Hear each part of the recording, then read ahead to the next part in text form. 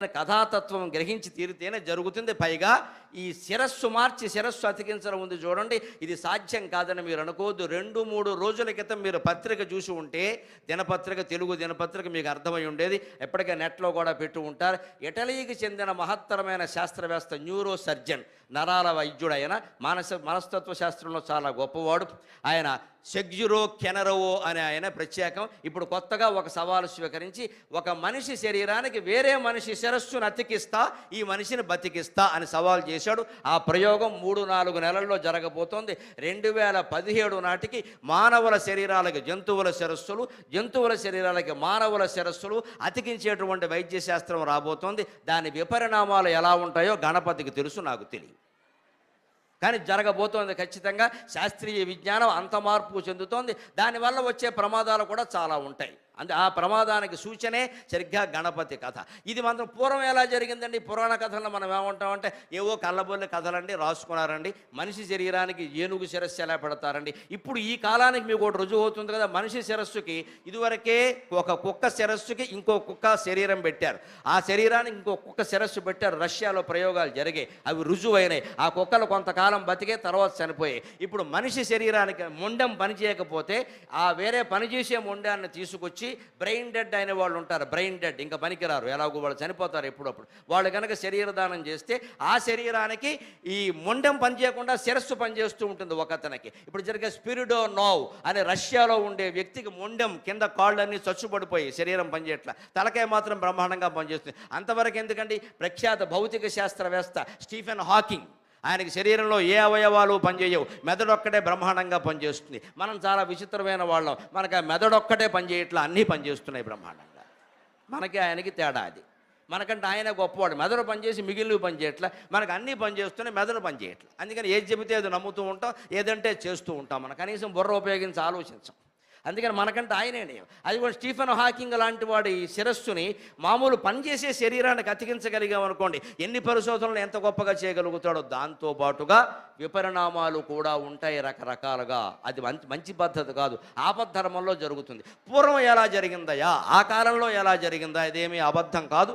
ఎప్పుడూ పనిని సాధించడానికి 3 మార్గాలు ఉంటాయి. మనకి తెలియక ఒకటే ఆశ్రయిస్తాం, యంత్రం, తంత్రం, మంత్రం. 3 మాటలు గమనించండి, సంస్కృతం ఎంత గొప్ప భాష. యంత్రం, తంత్రం, మంత్రం. మూడింట్లోనూ త్రం, ఒకటే ధాతువు. త్ర అంటే రక్షించేది.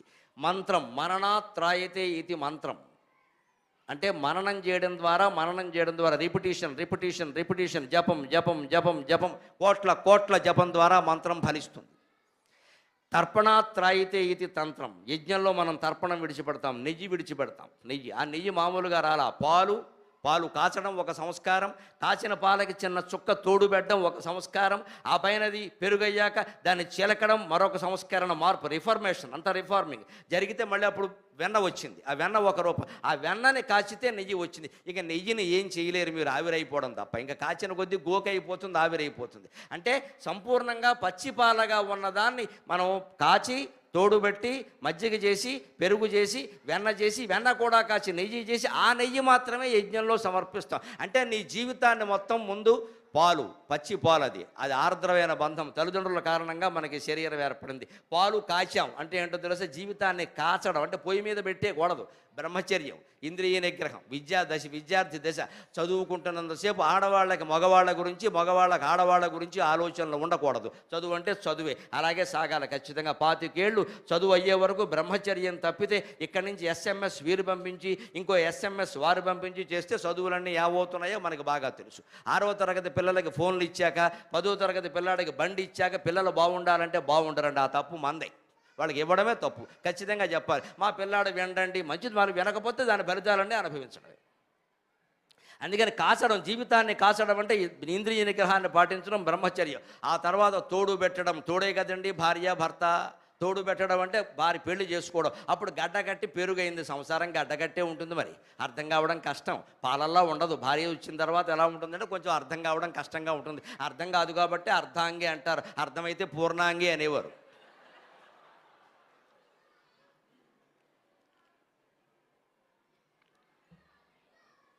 ఆ తోడు పెట్టడం అనేది పెళ్లి చేసుకోవడం. తర్వాత వెన్న వచ్చిందండి, నవనీతం, పిల్లలు.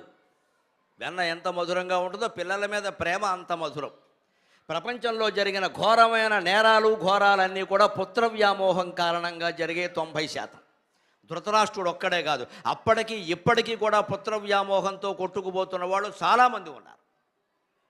ఇన్ని మహాపాపాలు మీరు ఎందుకు చేస్తున్నారు, ఇంతగా ప్రజల సొమ్ము ఎందుకు తింటున్నారు, ఇంతగా ఏం చేస్తున్నారు అంటే మా పిల్లలకి ఇవ్వడానికి వాళ్ళ హృదయం వాళ్ళకి చెబుతున్న మాట అదే. పుత్ర వ్యామోహం అనేది ఇన్ని నేరాలకు కారణం అవుతున్నాం. ధృతరాష్ట్రుడి కాలం నుంచి ఈ కాలం వరకు మనం పాఠాలు నేర్చుకోలేకపోతున్నాం దురదృష్టవశాత్తు. అమ్మవారికి ఆ పుత్ర వ్యామోహం ఉండకూడదనే శివుడు శిరస్సు ఖండించాడు. లేదా ఎవడు కొడుకు శిరస్సు అయినా ఎవరైనా ఖండించుకుంటారా? జరిగే పనేనా? మానవులకు ఇవన్నీ ఉంటాయి, దేవతలకు మనం కూడా ఉంటే అలాగా. అందుకని తోడు పెట్టడం అనేది ఉంది, వివాహం చేసుకోవడం, తర్వాత నవనీతం పిల్లలు. ఆ నవనీతం కాచితే నెయ్యి అయింది. నెయ్యి అది జిడ్డు, స్నేహాలు, మనకుండే బంధాలు. బాగా డబ్బు ఉంటుంది, డబ్బు లేనప్పుడు డబ్బు కావాలంట. డబ్బు వచ్చాక డబ్బు ఉంటే ఉపయోగం ఏంటంటే ఊళ్ళో ఒక status, Lions club chairman, rotary club chairman, లేకపోతే గుడి చైర్మన్, లేకపోతే ఏదో సంఘానికి చైర్మన్, ఏదో ఒక మొత్తం మీద చైర్ ఉంటే కానీ ఈ మ్యాన్ ఉండడు ఇక్కడ.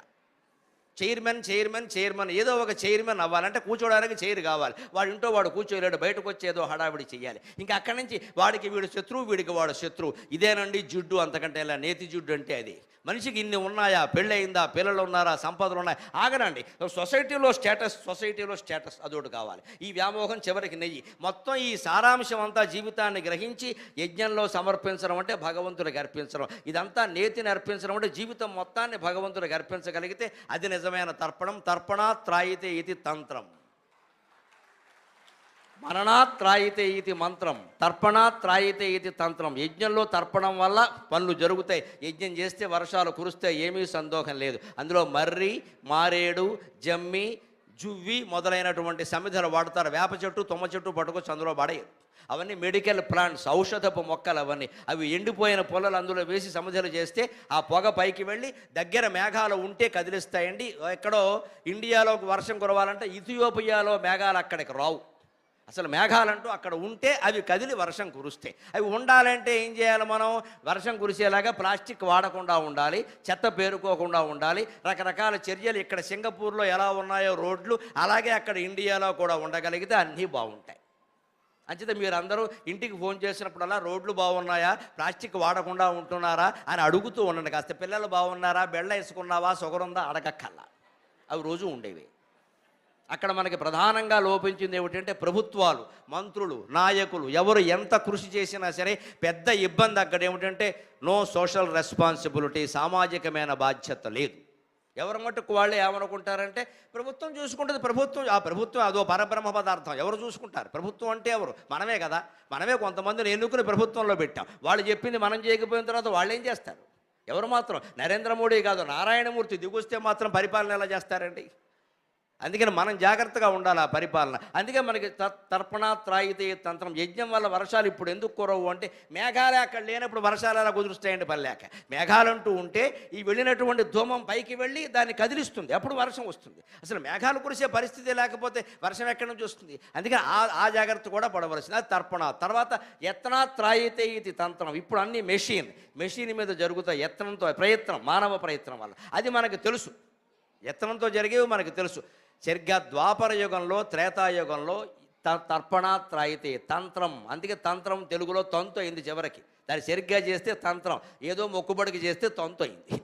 అందుకని ఆ తంత్రం సరిగ్గా చేయగలిగితే అప్పుడు యజ్ఞం ద్వారా పనులు జరిగేవి. అంతకంటే ముందుది కృతయుగం, వినాయకుడు పుట్టింది ఆ కల్పంలో. అక్కడ మననం ద్వారా, మంత్రం ద్వారానే పనులు జరిగేవి. నిజంగా ఏదైనా జరగాలి అని సంకల్పించి ఆ బీజాక్షరాలు కలిగినటువంటి మంత్రాన్ని లక్షలు కోట్లు జపం చేయగలిగితే ఆ వ్యక్తి అక్కడ కూర్చొని ఉండగానే మంత్రశక్తి ప్రభావం చేత అద్భుతాలు జరుగుతాయి. మంత్రానికి ఆ శక్తి ఉంది ఖచ్చితంగా. అందుకని వినాయకుడు శిరస్సు శివుడు ఖండిస్తే గజాసురుడు శిరస్సుని మంత్రశక్తితో అతికించారు. ఇవాళ ఇటలీ శాస్త్రవేత్త సెర్గియో క్యానరో యంత్రశక్తితో అతికిస్తున్నాడు. మూడింటి ద్వారా అది సాధ్యమే. మంత్రం, తంత్రం, యంత్రం. ఖచ్చితంగా మూడు ద్వారా సాధ్యం.